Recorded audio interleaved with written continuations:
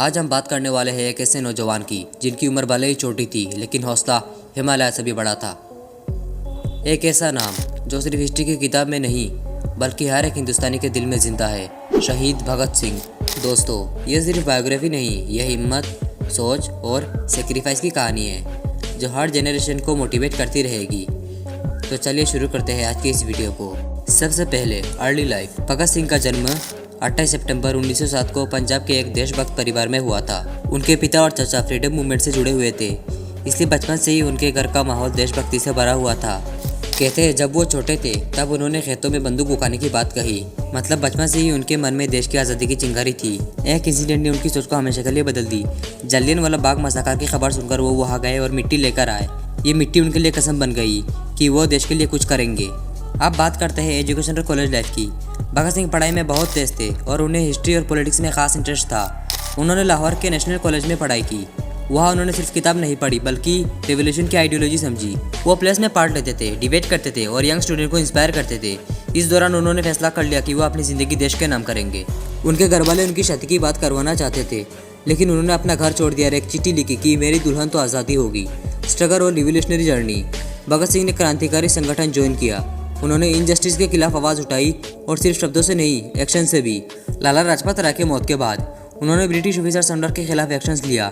ये सिर्फ बदला नहीं था, ये एक मैसेज था कि जुल्म का जवाब अब दिया जाएगा। उसके बाद वे कुछ दिन छुपे रहे। भगत सिंह और बटुकेश्वर दत्त ने दिल्ली असेंबली में गैर घातक बम फेंका, किसी को मारने के लिए नहीं बल्कि विरोध दर्ज कराने के लिए। उन्होंने खुद गिरफ्तारी दी ताकि अदालत में अपना विचार रख सके।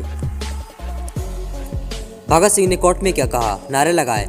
कोर्ट में आते जाते वो बोलते थे इनकलाब जिंदाबाद। कोर्ट में पेश होने के बाद बम फेंकने की बात मानी, पर वजह बताई। उन्होंने कहा हाँ बम फेंका था लेकिन किसी को मारने का मकसद नहीं था। उनका कहना था बहरों को सुनने के लिए आवाज़ की ज़रूरत है, यानी ब्रिटिश सरकार को जगाना था। इंसानी जान की कदर की बात। उन्होंने बोला किसी से पर्सनल दुश्मनी नहीं थी, हम इंसानी ज़िंदगी को पवित्र मानते हैं, ज़रूरत पड़े तो ह्यूमैनिटी के लिए अपना जान भी दे देंगे। क्रांति का मतलब समझाया। उन्होंने कहा रिवोल्यूशन का मतलब सिर्फ हिंसा या बंदूक नहीं होता, इसका मतलब है अन्याय वाले सिस्टम को बदलना। ब्रिटिश राज को संदेश। बॉम्ब एक सिग्नल ताकि पूरे देश में नया आंदोलन उठ रहा है और लोग चुप नहीं रहेंगे। सजा से डरे नहीं वो लोग। उन्होंने कोर्ट में कहा हमें सजा का डर नहीं, हम चाहते हैं लोग हमारी सोच को समझे। कोर्ट को उन्होंने अपनी बात रखने का प्लेटफॉर्म बनाया। उन्होंने जेल में बहुत पढ़ाई की, फिलोसॉफी, पॉलिटिक्स, लिटरेचर। यह दिखाता है कि वो सिर्फ एक फाइटर नहीं थे, थिंकर भी थे।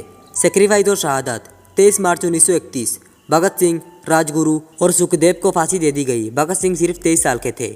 सोचो दोस्तों, जिस उम्र में लोग अपनी फ्यूचर के सपने देखते हैं उस उम्र में उन लोगों ने अपनी ज़िंदगी देश के नाम कर दी।